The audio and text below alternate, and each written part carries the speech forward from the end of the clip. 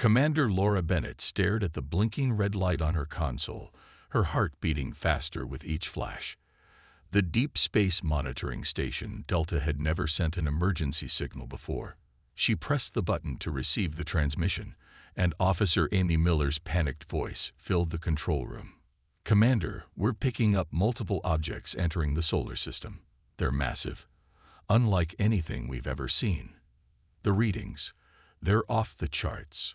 Laura's fingers flew across the holographic display, pulling up the sensor data. The objects were moving at speeds that should have been impossible, decelerating as they approached Pluto's orbit. Each one was larger than the biggest ships Earth had ever built. She grabbed her secure phone and dialed Strategic Command. "This is Commander Bennett. Wake everyone up. Now." Within an hour, the Earth Defense Force Command Center was buzzing with activity. Screens showed the mysterious objects, now clearly visible as ships, as they moved through the solar system. Their designs were sleek and predatory, with sharp angles and glowing purple energy signatures.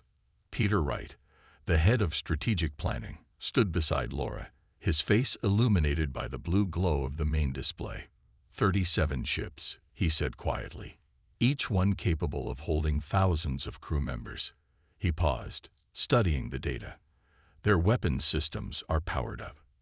The command center fell silent as a transmission cut through all channels, broadcasting on every frequency. The voice that spoke was deep and mechanical, as if filtered through multiple translators. "Peoples of Earth, we are the Kraxthor Dominion. Your species has been observed and judged as a potential threat to galactic stability. Your rapid technological advancement and aggressive nature make you unsuitable for integration into the greater galactic community. You have 12 Earth hours to surrender your planet. Resistance will result in immediate extinction." Laura watched as the color drained from the faces around her, but she noticed something else too. Beneath the fear, she saw determination in their eyes. Humans had never been good at following orders from bullies. Admiral Grace Martinez strode into the command center, her uniform crisp despite the late hour. "Ladies and gentlemen," she said, her voice carrying across the room, "I just got off the phone with the United Earth Council. We will not surrender."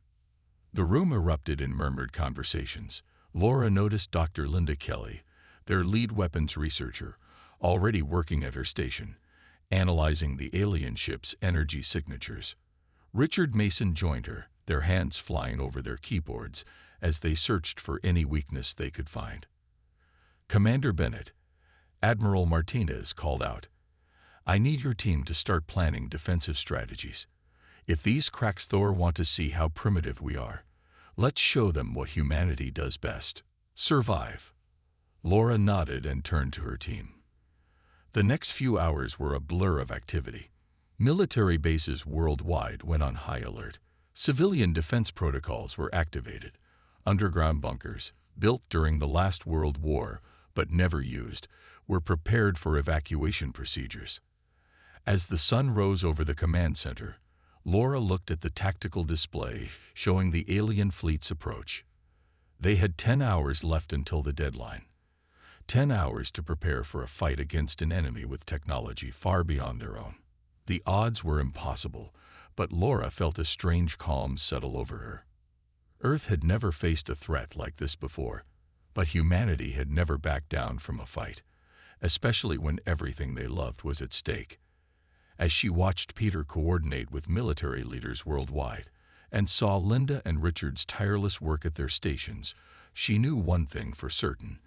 If the Kraxthor thought humans would give up without a fight, they were about to learn a very painful lesson. 8 hours before the Kraxthor's deadline, the underground command center was filled with the sound of urgent voices and humming computers. Linda Kelly hadn't moved from her workstation for 3 hours, her eyes fixed on the stream of data from the alien ships. Something about their shield frequencies kept bothering her. "Richard," she called out suddenly, making several people jump. "Look at this pattern." Richard Mason hurried over, coffee cup in hand. His eyes widened as he looked at her screen. "It's not random," he said quietly. "The fluctuations, they follow a mathematical sequence." Linda nodded eagerly. And look what happens when I overlay our quantum resonance data. She typed quickly, and new patterns appeared on the screen. The two scientists stared at each other as understanding dawned. Admiral Martinez, they called out together. Across the room, Admiral Grace Martinez was deep in discussion with military leaders from around the world. Every major power had pledged their forces to Earth's defense. Chinese submarines moved into position alongside American destroyers. Russian fighter squadrons stood ready next to British air forces. Old enemies now stood united against a common threat. Linda's discovery spread quickly through the command center. The alien shields weren't perfect. They had a weakness. Every 47 seconds, the frequency shifted in a predictable pattern. For just a fraction of a second, the shields would be vulnerable to a precisely timed quantum pulse. Commander Laura Bennett worked with Peter Wright to develop a battle plan. They called it Project Guardian. It would combine Earth's remaining nuclear arsenal with the experimental quantum technology they'd been developing. The timing would have to be perfect, but it could work. Above ground, the world was in motion. Civilian populations moved in orderly lines toward underground bunkers. Years of disaster preparation drills were paying off. Parents carried sleeping children. Elderly neighbors helped each other, and volunteers handed out supplies. There was fear in the air, but also determination. In orbit, Earth's defensive platforms were ready. The crews knew they were likely on a suicide mission, but not one person had asked to leave their post. Captain John Howard led the spacefighter squadrons in practice maneuvers, pushing their ships to the limit as they prepared for the coming battle. "We don't need to win," he told his pilots during their final briefing. "We just need to hold them off long enough for Project Guardian to work." 6 hours before the deadline, Laura stood in front of a wall of screens showing Earth's combined military forces, submarines hidden in the depths, fighter jets on every continent, orbital platforms manned by brave crews. And in secret facilities around the world, scientists worked frantically to modify their weapons with Linda and Richard's breakthrough discovery. Admiral Martinez walked up beside her. "Status report. Project Guardian is at 60% completion," Laura replied. "All civilian bunkers will be sealed in 2 hours. Military forces are in position." She paused. "We're as ready as we'll ever be." The Admiral nodded slowly. "Send word to all commands. If the Kraxthor want this planet, they'll have to fight for every inch of it." In space, the alien fleet had reached Mars orbit. Their massive ships blocked out the stars, purple energy crackling along their hulls. They moved with cold precision, confident in their superior technology and overwhelming numbers. But they didn't understand what they were facing. Humanity had spent its entire history fighting. Against nature, against each other, against impossible odds.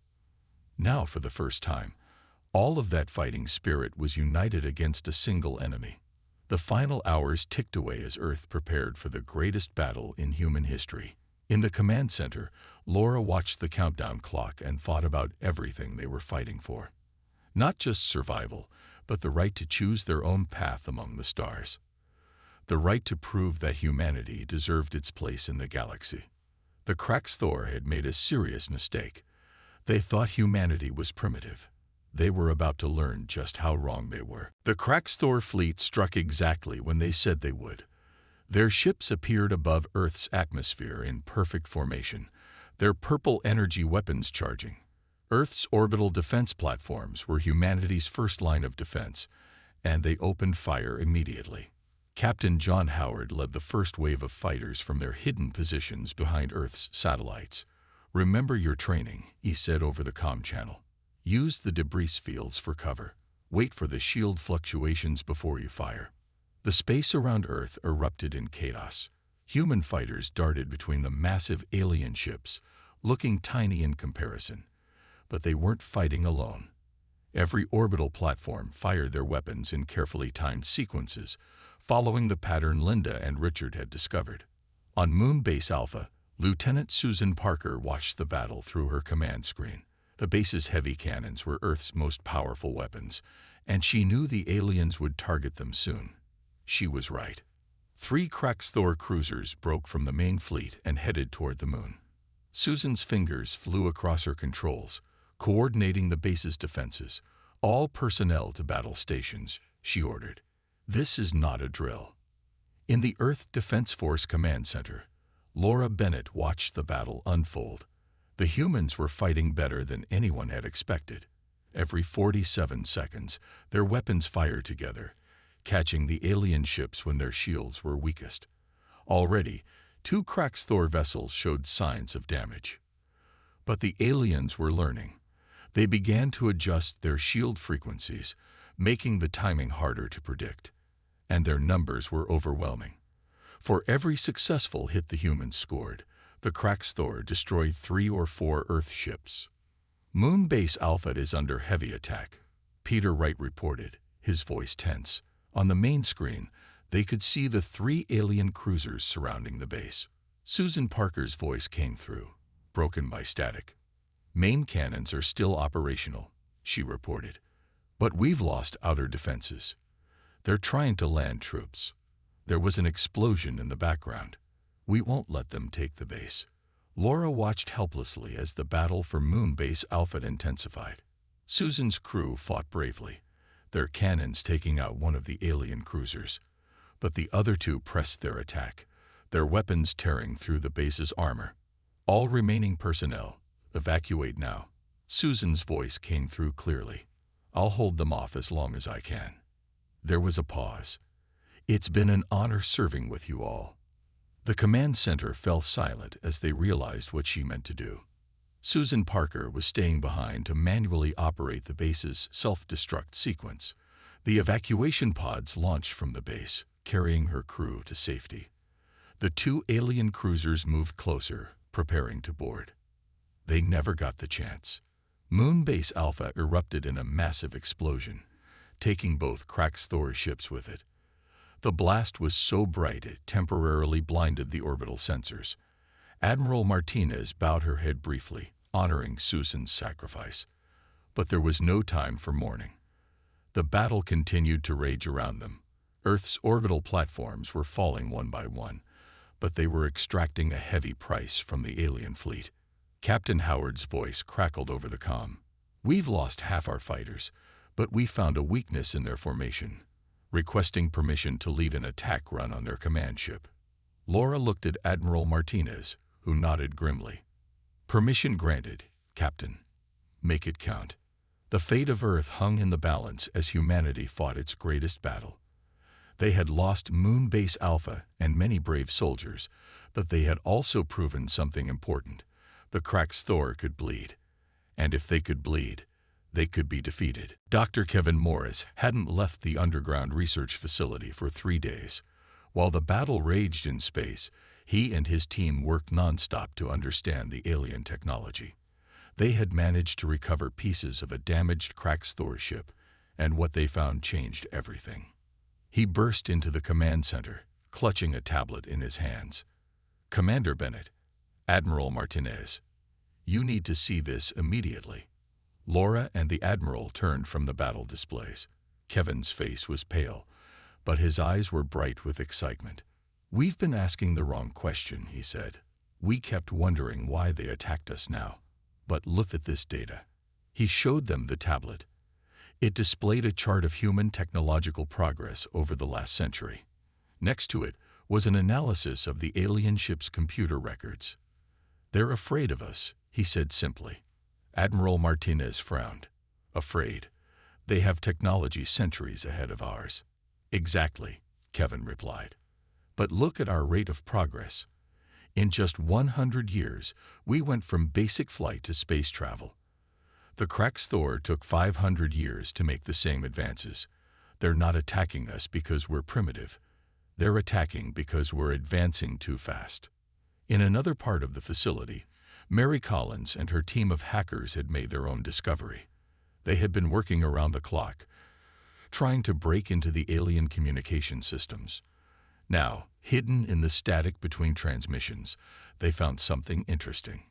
"These patterns," Mary said, pointing to her screen. They're not random noise.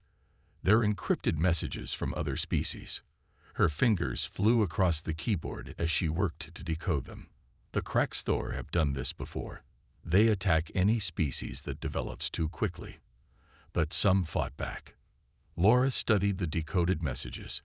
They were fragments of battle plans, defensive strategies, and warnings from other civilizations that had faced the Dominion. Some had survived, some hadn't, but they had all left behind information that could help Earth. Mary's team worked frantically to develop a virus that could disrupt the alien fleet's coordination. The messages they had intercepted showed that other species had tried similar tactics. None had succeeded completely, but each attempt had revealed weaknesses in the Krakthor systems. In the command center, Peter Wright coordinated with military leaders worldwide. The ground forces were ready if the aliens broke through. Every major city had been evacuated, with civilians safe in underground bunkers. The surface of Earth was quiet, waiting. The Krakthor aren't just fighting us, Kevin explained as he showed more data to the leaders. They're trying to stop what we might become. Their records show they've been manipulating species across the galaxy for thousands of years, keeping them from developing too quickly. Linda Kelly and Richard Mason joined them, adding their own discoveries about the alien shield technology. "We can use this," Linda said. "If they fear rapid advancement, let's show them what humans do best: adapt and improve." Admiral Martinez nodded slowly. "We've lost many brave people today," she said, thinking of Susan Parker and the crews of the fallen orbital platforms. "But now we know why we're fighting. Not just for survival, but for our right to grow and develop as we choose."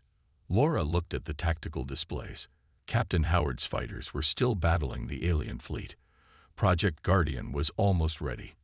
And now they had something else: understanding. The Krakthor weren't invincible. They were bullies, trying to keep other species down. And if there was one thing humans had learned through their history, it was how to stand up to bullies. Project Guardian was finished ahead of schedule. Linda Kelly and Richard Mason had worked without sleep, pushing themselves to complete the quantum nuclear hybrid weapons. Now they watched as the first units were loaded onto stealth ships. Commander Laura Bennett stood in the launching bay, briefing her team for the mission. "We have one chance at this," she told them.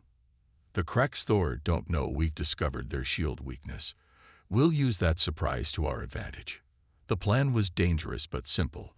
While Captain Howard's remaining fighters kept the alien fleet distracted, Laura's team would slip through their lines. They would plant the Guardian devices near the enemy's command ships, where they would be most effective. In the command center, Mary Collins and her team of hackers prepared their virus. They had worked out how to send it through the aliens' own communication channels.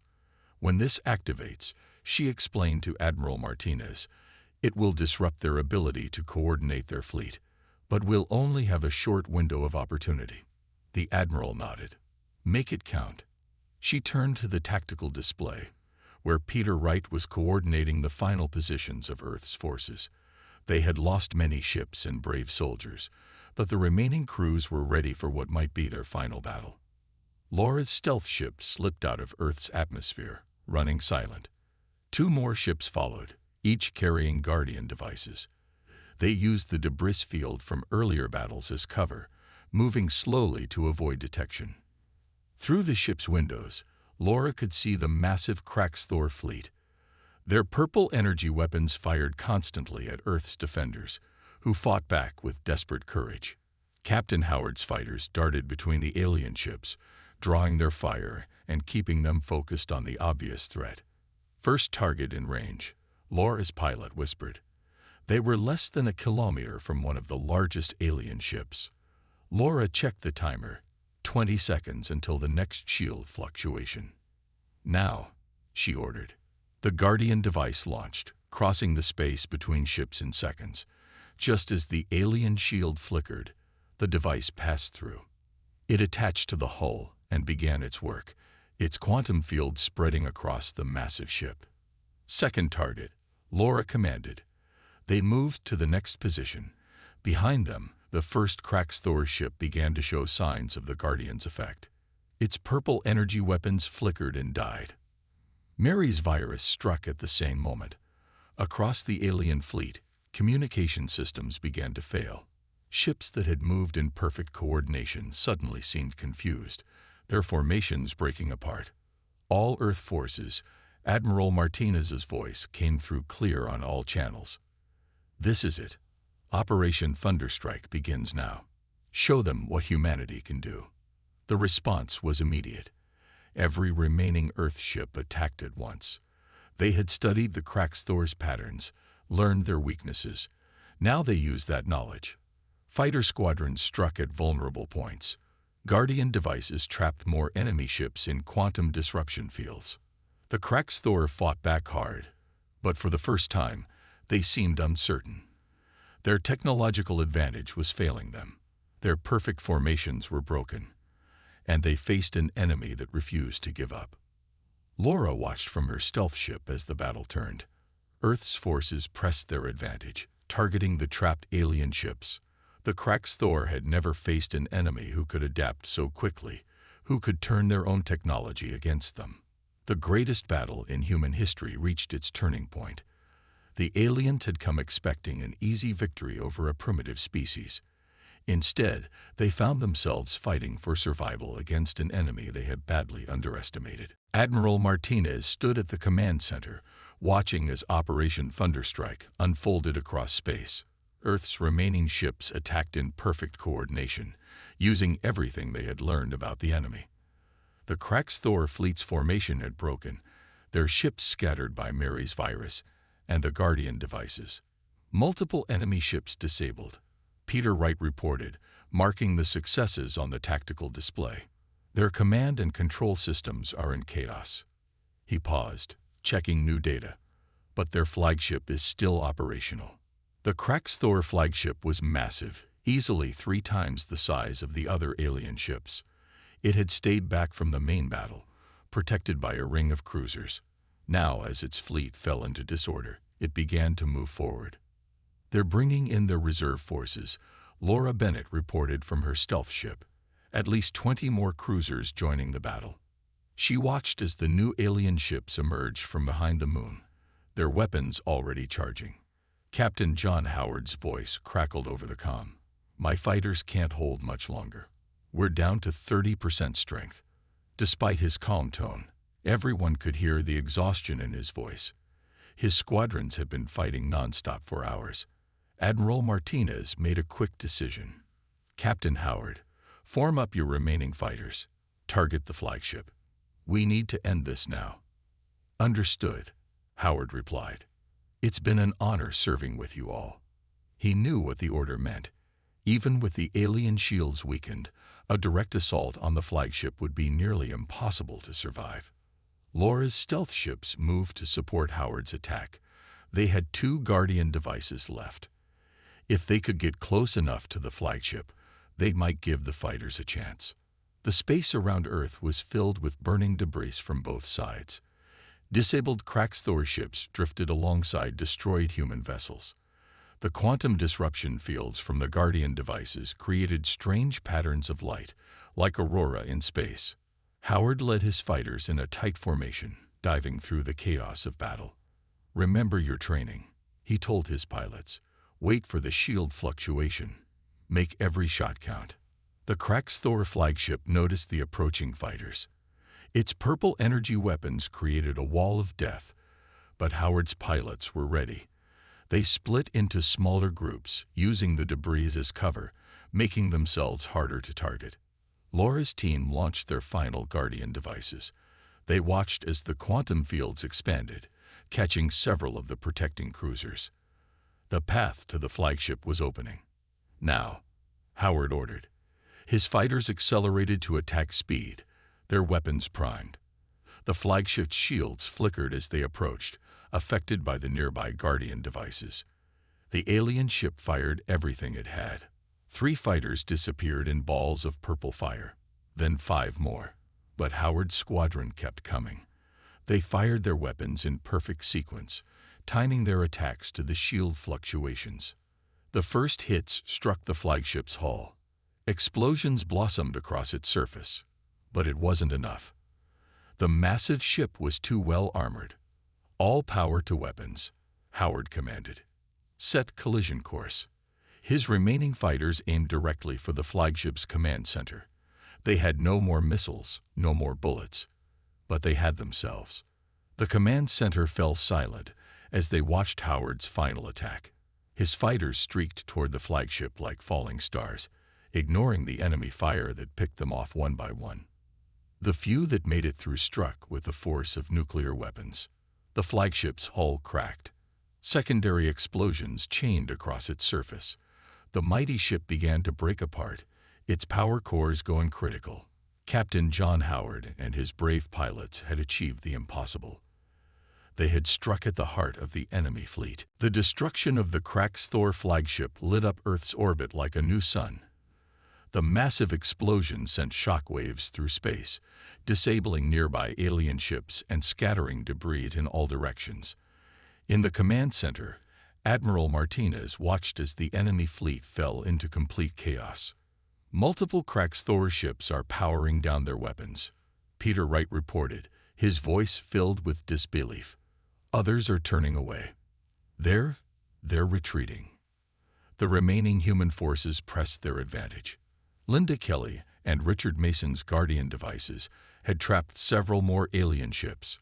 Mary Collins' virus had spread through the enemy fleet's communication systems, making it impossible for them to coordinate their movements. Laura Bennett guided her stealth ship through the battlefield, documenting everything with the ship's cameras. The cracked Thor retreat was becoming a rout. Ships that had arrived in perfect formation now fled in disorder, some colliding with each other in their haste to escape. Attention all Earth forces, Admiral Martinez's voice rang out over all channels. The enemy is running. Victory is ours. But stay alert. Wounded animals are often most dangerous. She was right to be cautious. A few cracked Thor ships tried one last, desperate attack. They aimed their ships at Earth, intending to cause as much damage as possible before they were destroyed. But Earth's defenders were ready. The remaining fighters and orbital platforms concentrated their fire, destroying the suicide attackers before they could reach the atmosphere. In the underground bunkers, civilians watched on screens as humanity achieved its greatest victory. Children who had been quiet with fear now cheered as they saw the alien ships retreat. Parents hugged each other, crying with relief. The battle was over, but its effects would change humanity forever. The cracked Thor had left behind damaged ships and technology that would advance Earth's development by centuries. More importantly, they had given humanity something it had never had before, proof that they could stand together against any threat. Dr. Kevin Morris led teams to study the abandoned alien ships.